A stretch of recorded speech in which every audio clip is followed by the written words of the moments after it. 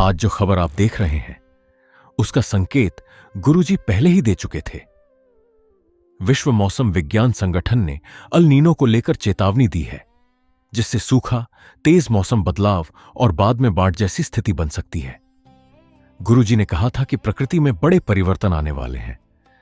आज वही बातें धीरे धीरे सच होती दिखाई दे रही हैं। तो चलिए एक बार फिर गुरुजी के शब्दों को सुनते हैं।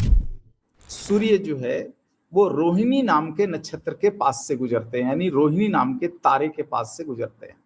और रोहिणी को क्रॉस करने में पूरा सौरमंडल को 11 मई से लेकर के 28 मई तक का समय लगेगा। तो 11 मई से लेकर के 28 मई तक जो हमारा पूरा सौरमंडल है वो रोहिणी नक्षत्र के प्रभाव में रहेगा। यदि हम अपने भारतीय पंचांग के गणित के हिसाब से देखें तो बैसाख मास के उत्तरार्ध से ये शुरू होता है और ज्येष्ठ मास तक चलता है। इस वर्ष अंग्रेजी महीने के हिसाब से यदि आप देखो तो 3 मई से 28 मई का समय है, यानी अग्नि नक्षत्र का ये अंतिम चरण चल रहा है। तो इस अंतिम चरण में और प्रारंभिक चरण में यानी भरणी नक्षत्र में क्या कुछ ऐसा हो गया जिसके कारण मैंने कहा कि मौसम बिगड़ गया है। और इस बिगड़े हुए मौसम का बहुत ज्यादा प्रभाव जो है वो पृथ्वी के भूगोल पर और पृथ्वी के भूगोल में रहने वाले 84 लाख जीव जंतु और वनस्पतियों पर पड़ने वाला है, जिसमें से मनुष्य भी एक है।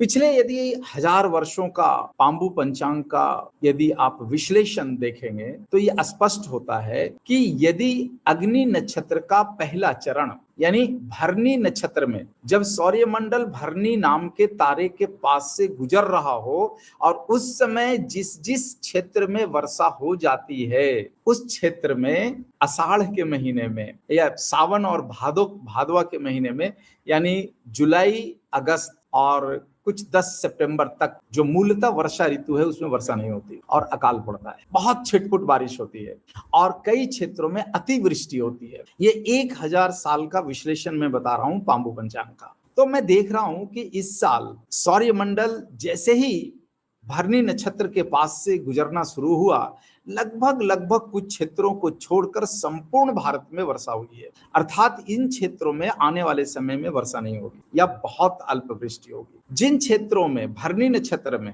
यानी 4 मई से लेकर 11 मई तक बरसात नहीं हुआ है वहां हम समवृष्टि की संभावना है, वहां हम समवृष्टि का अनुमान लगा सकते हैं। समवृष्टि यानी न तेज बारिश और न कम बारिश।